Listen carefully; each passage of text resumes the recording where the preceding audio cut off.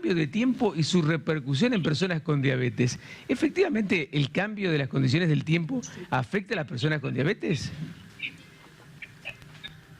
Sí, sí, en realidad, digamos, lo que va a hacer es potenciar un poco más y agravar un poco más, o sea, tener complicaciones un poco más severas que la población en general, ¿sí? Esto se da porque, bueno, tenemos que recordar que la diabetes en sí genera un déficit inmunológico, que es la primera defensa que nosotros tenemos ante virus, ante bacterias, y eso un poco en los pacientes con diabetes está afectado, está un poco deficitario. Más aún si es un paciente que no tiene su diabetes estable, Claro. si tiene, no está controlado, esto se potencia un poco más. No es que va a tener patologías más frecuentes, sino que va a tener complicaciones de estas patologías, es decir, mayor riesgo de neumonías, complicaciones de estas neumonías, con mayor riesgo de ingreso a terapia, ¿sí? Es como que está un poco más complicado en lo que sería la severidad del cuadro. Claro. ¿Y el paciente con diabetes sabe esto, está al tanto de esta posibilidad? Exacto, eso nosotros siempre hacemos hincapié en lo que es la inmunoprofilaxis.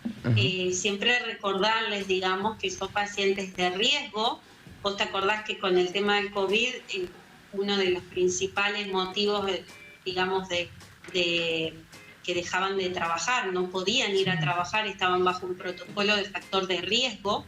¿Por qué? Bueno, el paciente tiene que saber que tiene mayor riesgo de COVID, mayor riesgo de estas neumonías atípicas, de complicaciones. Entonces siempre hacemos hincapié en esto, en la inmunoprofilaxia, en la importancia que es la colocación antigripal anual en estos pacientes, que es obligatoria, y lo mismo es la de neumonía, ¿sí? Que tienen que tener las 2 dosis de antineumocóxica con sus respectivos refuerzos, dependiendo de la edad.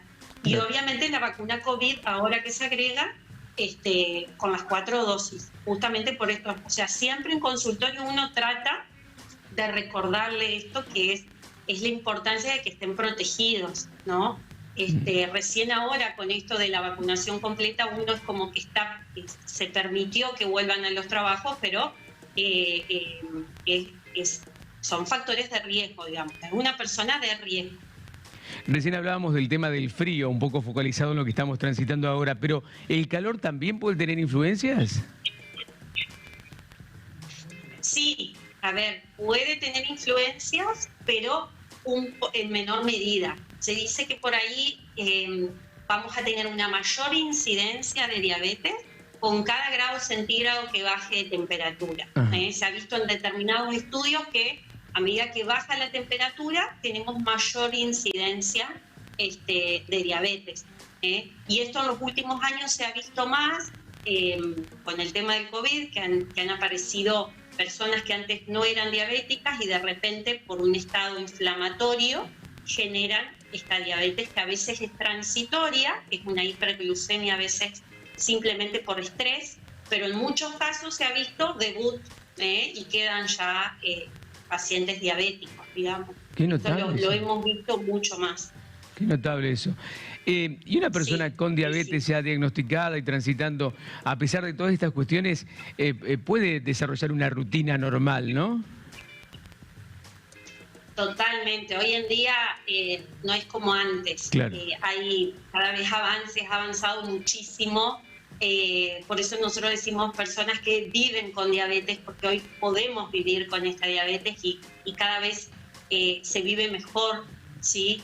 Sí hay que ocuparse, obviamente es una persona que tiene una ocupación más a la de su vida diaria, pero bueno, hay un montón de avances, desde sensores de glucosa que ya no se tienen que estar pinchando muy seguido, desde bombas de insulina que inyectan la insulina automáticamente y no tienen que estar cargando, desde lapiceras de insulina. Por eso, por ahí uno cuando nombra la insulina al paciente se asusta un poco y dice, ay, no, tengo que empezar con la insulina, y no.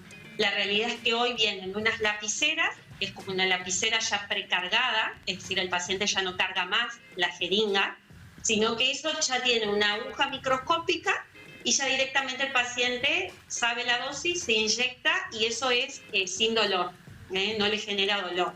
Y la puede transportar, la puede llevar a cualquier lado, así que es como que, digamos, yo siempre estimulo y digo, bueno, la insulina por ahí es mejor porque nos va a regular mucho más que estar tomando quizás un combo de medicación de pastillas por el miedo a la insulina. Eso hoy ya está desterrado y está cambiado y cada vez incluso aparecen cosas nuevas y vienen muchas en camino, que la verdad que es un cambio, un logro muy importante. Así que siempre digo, bueno, aprendamos a vivir con esto, obviamente que hay que ocuparse, pero no es como antes. Han cambiado un montón de cosas para bien. Y además hay una situación que es importante en este tiempo, en esta época, en general, con respecto a todas las patologías y particularmente a la diabetes, que hay mucha más información, mucha más difusión. Esta tarea que usted está realizando ahora, que otros profesionales han llevado adelante con los años, han permitido que ya no sea una enfermedad en cierta forma medio escondida o que de la que no se habla tanto. Ahora se habla abiertamente de la diabetes. Totalmente. Sobre todo por redes sociales, es increíble. También recordar que una parte de nuestro tratamiento es la nutrición, claro. Y hoy en todos lados tenés ya ha cambiado eso, sabemos que hay que comer saludable, hay muchas nutricionistas que te ayudan, hay redes, hay un montón de cosas que hoy está mucho más fácil, más accesible. Y otra cosa que también se ha visto es que vos fíjate que hay más gente haciendo actividad física, como que está más fomentada la actividad física, la importancia que es. Y solo una pata del tratamiento es la medicación. Yo siempre digo, no es mágico, acá no hay magia, no hay insulina mágica. Necesitamos de las otras dos cosas, de la nutrición y de la actividad física. Claro. Y eso hoy todo el mundo sabe lo importante que es y lo beneficioso que es. Es un